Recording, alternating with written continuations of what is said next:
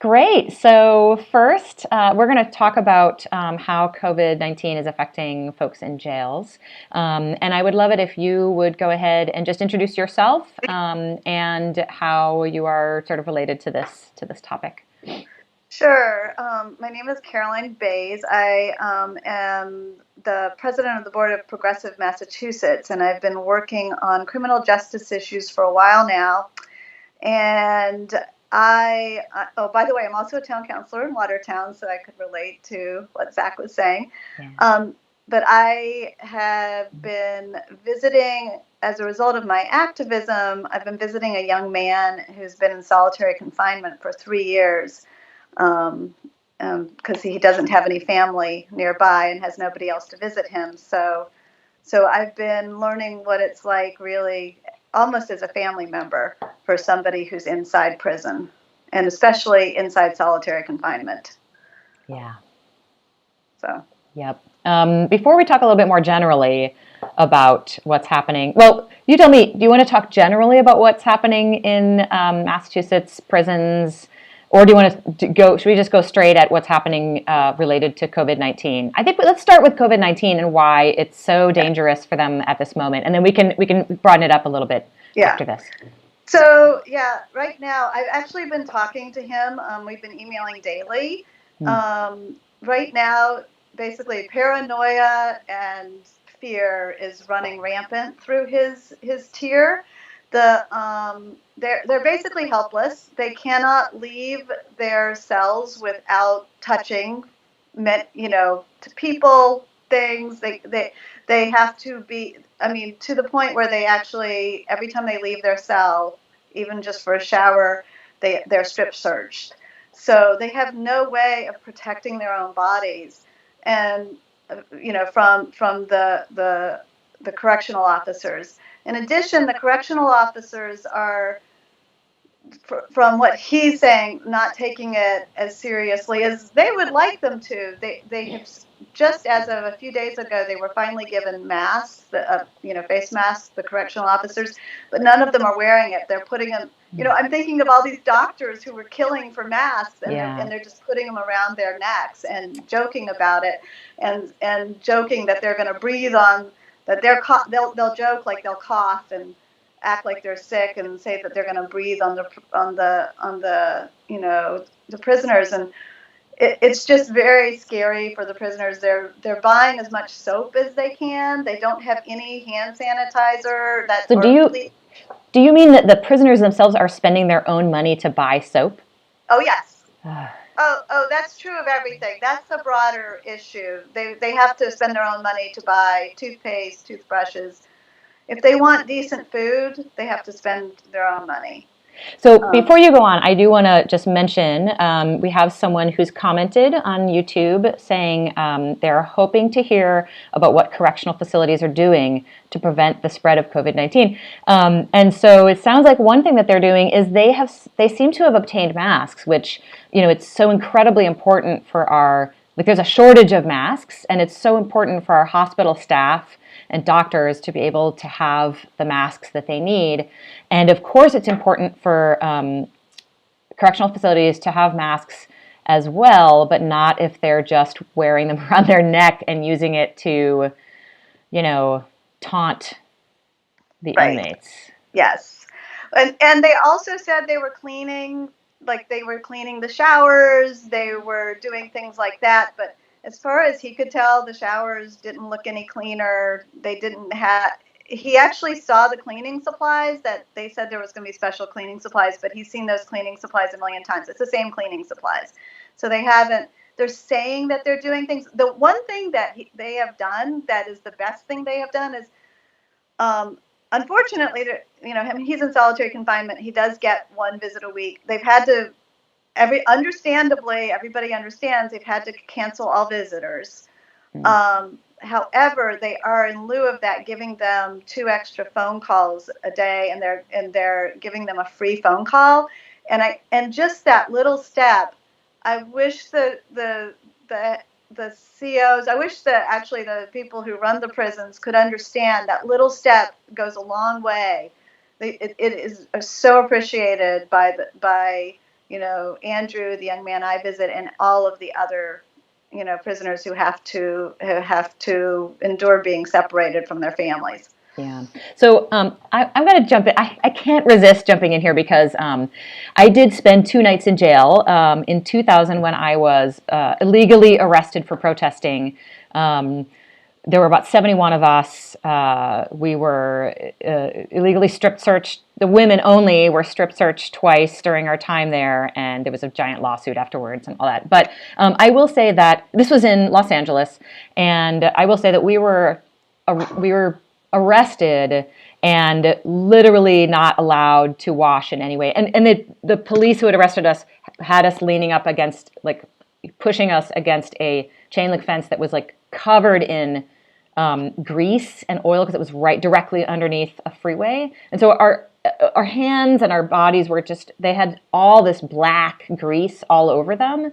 And we were not, there was no ability for us to wash anything at all for 30 hours or more.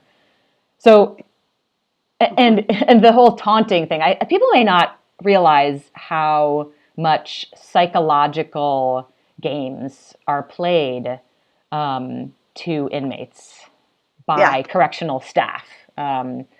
So the idea that correctional staff are joking about purposefully getting inmates sick with COVID-19, that is, this is real psychological.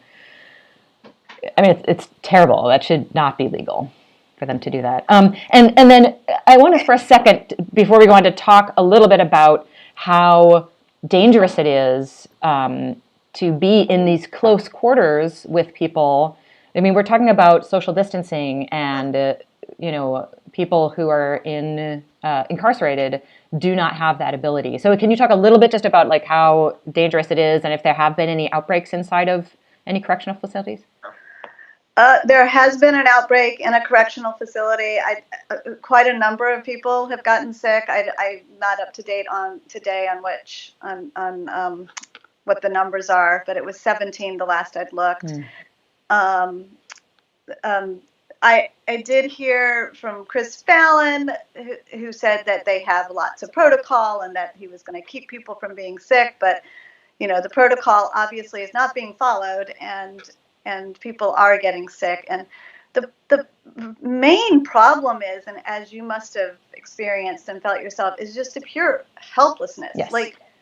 We can control where our bodies go. Mm-hmm. We can control what is going to happen to us, but they are totally at the whim of other human beings. They have zero control over this. So the psychological sort of, fear, even without another human being actively trying to terrorize you, right.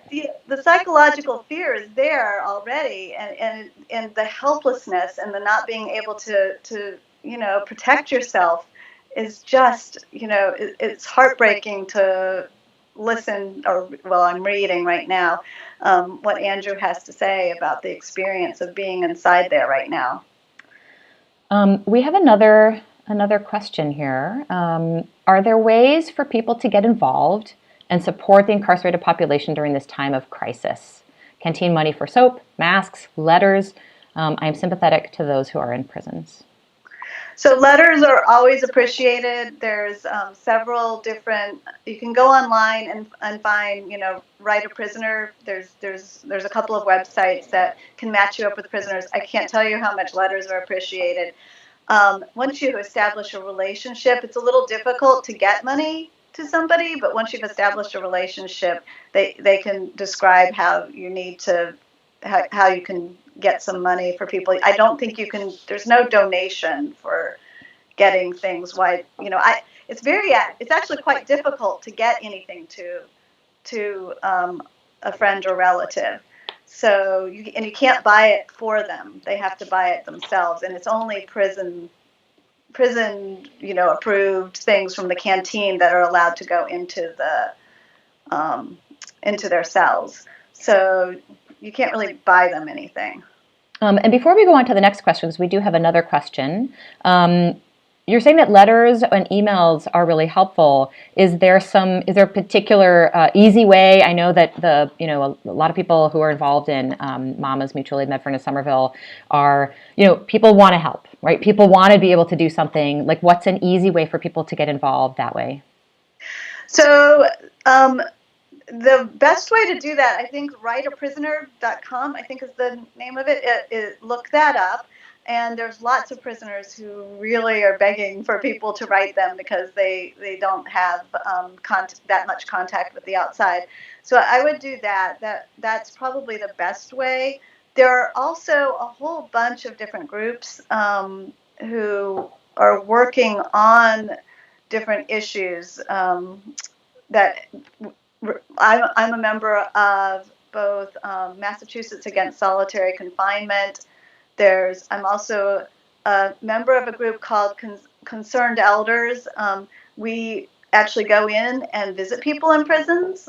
If you want to give people my contact information, especially if they're interested in visiting people, that is one of the things that are harder for people to do, and it really makes a big difference in their lives. And I assume we can't do that right now. What? Visiting, yeah, there's no visiting, right?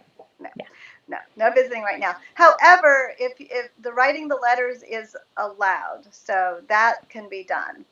Great. But if anyone's interested in getting involved, I'm happy to point them in the right direction, for whatever thing they might want to do. There's also different groups.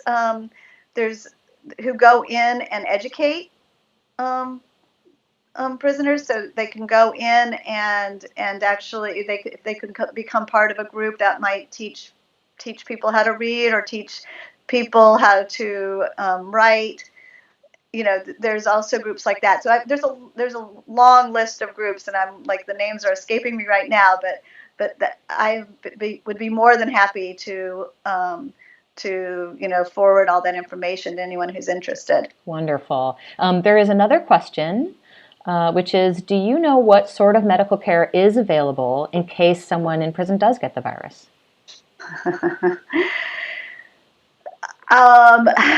There is medical care available. However, from what I've seen, and I don't know if they've improved it at all, it's been very, very lax. They do have nurses, but they have way too few doctors and nurses per prisoner to really deal with. If there's a huge outbreak, there's gonna be a big problem because they just don't have the bandwidth. There's too few doctors and nurses employed by the system to deal with a huge outbreak in the Massachusetts state prisons. Right. So, I know that a couple of our city councilors here in Somerville, Ben Ewan-Kempen and J.T. Scott, and as well as other people, have been talking about releasing certain portions of the prison population. Certainly, the ones who are I'm forgetting the term. I sometimes call it debtor's prison. Right? It's people who they're pretrial detention. Is that right? So they haven't been convicted of anything, and they just can't pay bail, and so they're held in jail. Is that? Yes. So despite the fact that they're supposed to actually not force people to pay a bail that's unaffordable, they are still requiring bails that are unaffordable to people. So there's a lot of people in jail. I think it's the majority of the prisoners in jails. We've been talking about prisons. Now there's jails. Have not actually been convicted of a crime. It is insane. It is so insane. It's really mind blowing to me that this is true in America today. Yeah. So Rachel Rollins. Has been working on that. She kind of took the lead. I know that Peter Katusian and D.A. Ryan are looking at who they can release, but it's taking them a while. And also, I think Andrea Harrington is another DA out in the western part of the state who's also looking into trying to get people released who could possibly, be released. And this includes not just the people who are held on bail and are pre-sentencing. There's high-risk people with illnesses who should definitely come home. Yeah. There are geriatric prisoners who should come home. Yeah. There are parole eligible people should be coming home there, and anyone who's really close to being released should just be released. Mm-hmm. And So is there some way that we can pressure people? Is there a way that folks listening here can help with that? yes, well, first of all, the DAs are, they're elected. So Mm-hmm. certainly, as a constituent, please contact every DA especially the ones who are not acting on this. Please contact them, and also contact your state reps and your senators, because Lindsay Sabadosa has filed a bill, HD. You can write this down, HD 4963, to decarcerate prisoners. Yeah. And that is something that people can do. Try to get your legislators to support that bill. So Great. Do you want to talk a little bit about, we've talked a lot about COVID-19 and how it's affecting people.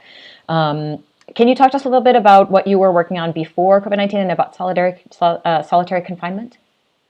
sure. Yes, we've been. I'm part of a group, like I said before, Massachusetts Against Solitary Confinement, which people could also join. We'd love to have more members, trying to bring attention to the fact that Massachusetts has one of the largest solitary confinement,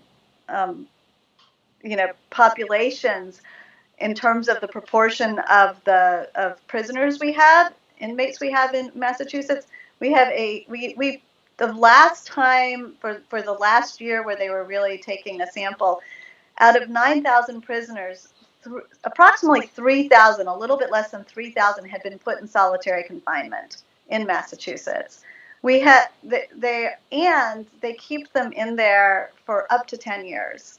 How is that legal? It's legal in Massachusetts, and it's still legal even after the Criminal Justice Act was passed. So I have a friend who's visiting someone who was sentenced for 10 years.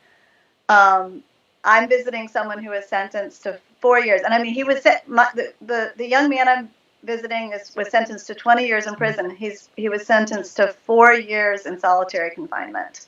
In an incident where nobody was hurt. So where nobody was even injured. So it was an altercation with a correctional officer, but it was a minor altercation. And by the way, I think you once mentioned to me the limit. Isn't there a limit under the sort of world human rights? Who has a limit that's? 15 days. According to the the UN. Yes. 15 days is torture. Right. And 15 days is nothing. They don't even, everybody gets 15 days. And most people spend 2-3 months. And then lots of people, and for the place where the young man I visit, it's a DDU. It's specifically, it's almost a separate prison that's specifically just for long-term solitary confinement. Everybody has over a year. That is totally insane. Yes. That's horrible. Yeah. Horrifying. So, because they've all spent at least 6 months waiting in solitary confinement for a sentence, and then they're sentenced to at least 6 months. Usually they're sentenced to about a year or 2 years. So, yeah. Wow. Well, let's end on a slightly better note than that one. Do you have any better notes than that one in terms of the incarcerated population? Like, what do you? Is there anything on the horizon? Are there any bills that you think are happening right now, maybe at the state level, that have a good chance of passing? Or Rachel Rollins, she seems pretty good, and maybe through our elected DAs, we're going to be having some positive movement. I'm hoping through DAs like Rachel Rollins, like Andrea Harrington, there is going to be some movement, and they are going to stop incarcerating so many people in our population are incarcerated who do not need to be incarcerated. Yeah. And I actually did court watch, and I'm starting to see the change, and I'm starting to see the decarceration of our population, which is the hopeful, thing that's happening on our. That's the hopeful. Right. If they're not in prison in the first place, then we don't Yes. have to worry about the conditions in prison. That's exactly right. That is right. Yeah. Thank you so much for coming on today and for talking about this incredibly important, I think, too often overlooked topic, and also for all the work that you do. Oh, thank you. It's really important. I'm going to actually go on. I'm going to see if I can get some mamas folks to start writing letters. We have one final comment. As the mother of a previously incarcerated, I agree with Caroline when she says the medical care is lax. Inmates are often not taken seriously, and there are longer than average wait times for care. Yes. Yeah. So medical care in prisons, important topic, especially now. We're going to see if we can get some folks to write some letters. And thank you so much. Great to talk to you. Thank you. Yeah.